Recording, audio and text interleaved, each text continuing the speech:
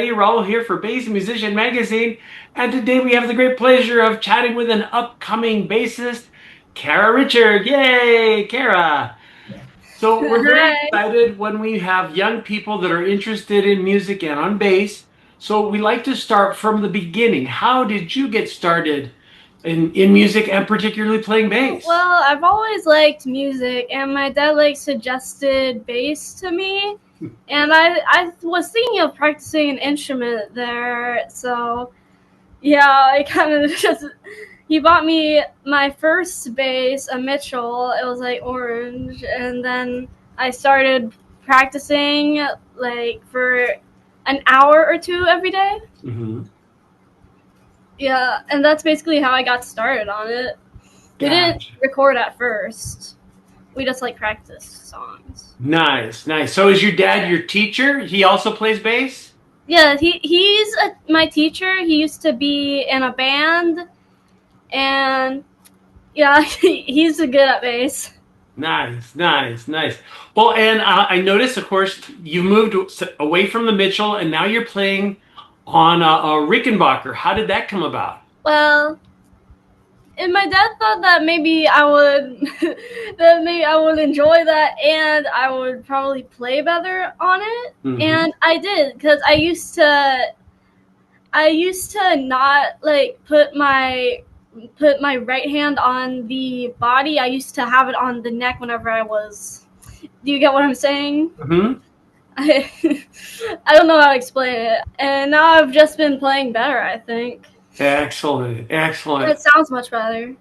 indeed. Well, and do you find, especially now that you have the Rick, and it's very inspiring to play. You've been working on your own system, or how is he teaching you this process? Because you're kind of self-taught. I guess your dad's helping you. What system are you using to kind of figure out how you work your tunes? We kind of just listen to it by ear, and then we write it down. And I play it like that for a while, but then sometimes I can just play it without the paper being there. Okay. This is my book. It's got these songs: Steely Dan, uh, Carpenters, and Johnny Winter. Gotcha. So how does that book work? Because I see you've got it looks like chord names. Are you just kind of working with roots and patterns around those, or what? How's that work? These are notes. I mean, we have notes Okay. like this cross-eyed Mary. It's got all these notes here. Gotcha, gotcha. Very nice. And then that does give you the notes. I guess you're working the timing by ear from what you can remember, because if you've got the right note, you got to figure out where it fits Yeah, in, yeah. It in the just comes song. naturally, kind of. Yeah, that's just how I'm kind of self-taught, but my Mhm. dad helped a lot. Gotcha. Well, and how do you pick the songs that you want to play? Well, we have this list of songs that aren't too easy but aren't too hard, but sometimes they're a little hard. Hmm. And then I just pick out from the list, and then we can record them whenever I get them really down good.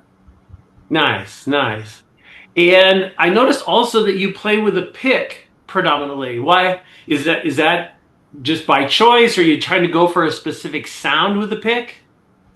It's just I don't think I'm that ready for fingers, and a lot of popular bass players actually play with a pick, like Paul McCartney.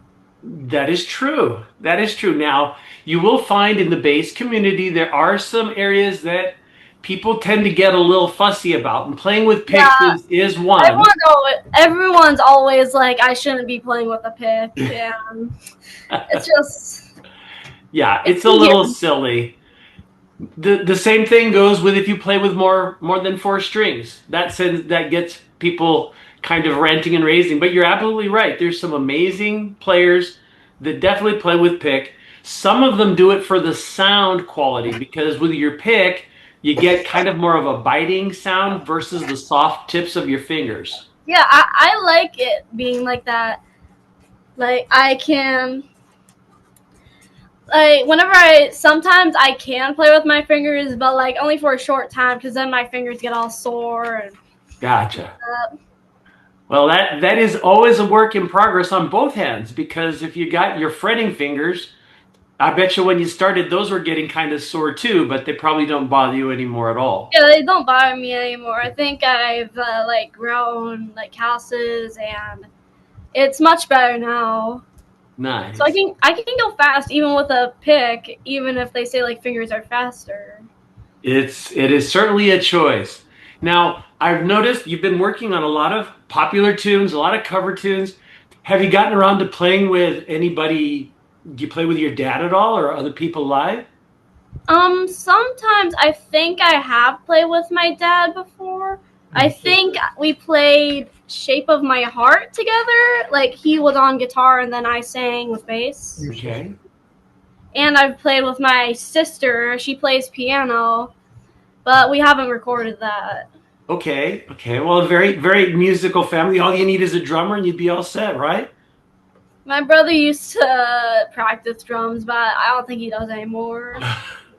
And he doesn't live with us because he's like 19 now. Oh, gotcha. So, as you're looking ahead, I know you've got a lot of your bass journey, your music journey to go. What are your thoughts? What would you like to do? I know you're going to keep working on these, but do you have any plans to like try to go to school for this or want to be professional or something? Not really. I haven't been thinking about it because I think I have to be like a little bit like older, like maybe like 2 or 3 years because I'm only 11 right now. I'm gonna turn 12 in less than a month, and I don't think I'm ready for like going out and doing a gig or something. I don't think I'm really ready for school or anything because my dad's a pretty good teacher, Mm-hmm. so, and I'm pretty much like self-taught. Nice. Well, it's never too young. Would you believe that I played with my first rock band when I was in fifth grade? Wow. So we did talent show. So not anything too big, but we had a couple of tunes, and Yeah, there's a lot. We had a talent show yesterday, and there's a lot of young players. Like there was a little boy playing Day Tripper on his guitar, and then there was a girl playing Let It Be on her piano. there you go. So maybe you can start talking to them, maybe get some jams going or something of people your same age.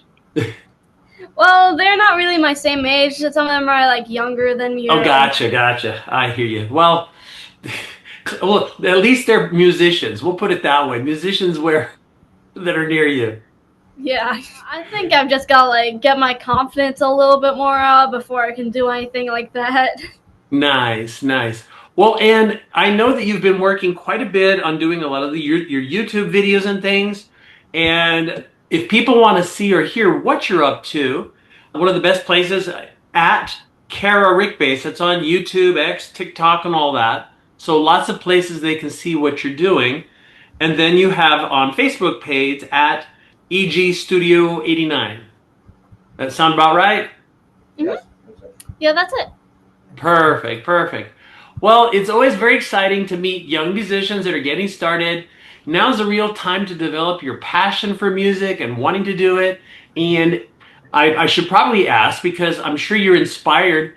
Do you have any other bass players that inspire you to make you want to do this? I really like Paul McCartney, Chris Squire, and John Deacon. You know, John Deacon, Queen, Paul Mhm. McCartney, and then Chris Squire from Yes.